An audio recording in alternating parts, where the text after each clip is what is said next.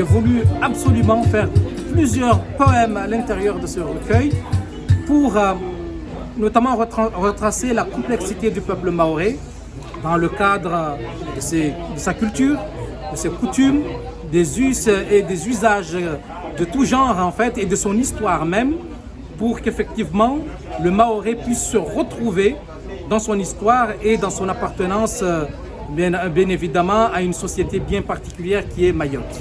Pouvez-nous nous dire quelle est la relation entre les djinns et les Mahorais? Alors, la relation qu'il y a entre les djinns et les Mahorais, c'est tout simplement parce que le Mahorais lui-même est un peuple animiste à l'origine, puisque avant l'arrivée de la religion musulmane dans l'île qui tourne aux alentours du 7e au 8e siècle, Mayotte, la population de Mayotte, était une population qui adorait les éléments de la nature, les rochers, le soleil, la mer, tout ce que vous voulez, les plantes et tout ça. Donc c'est ça le djinn, c'est ça le peuple mahorais.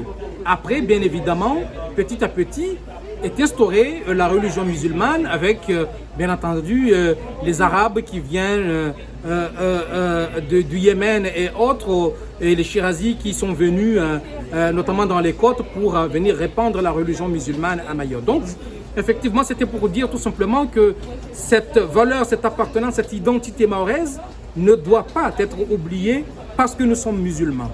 Ça doit être perpétué et c'est de là qu'on arrivera à mieux pratiquer notre religion quand nous savons qui nous sommes. Quand nous savons qui nous sommes, vous parlez d'identité, la valse des djinns. Comment elle se passe cette valse des djinns? Alors cette valse des djinns qui passe par cet élément changeante, le djinn que vous voyez, par exemple, j'ai déjà assisté à une personne en transe qui parle anglais, alors qu'il n'a jamais été à l'école pour apprendre l'anglais. La valse des djinns, c'est aussi cette histoire vécue de Mayotte, notamment dans la fêlure de l'histoire de Mayotte, qui est tout simplement l'esclavage, qui a sévi à Mayotte. La valse des djinns, c'est aussi ce changement, voire même au niveau politique, qui fait que Mayotte veut être département, et se séparer des autres îles, etc. Tous ces changements-là, englobés, à l'image de djinn qui est convulsif, qui change et tout ça, donne cette valse pour retracer un petit peu l'identité mahoraise.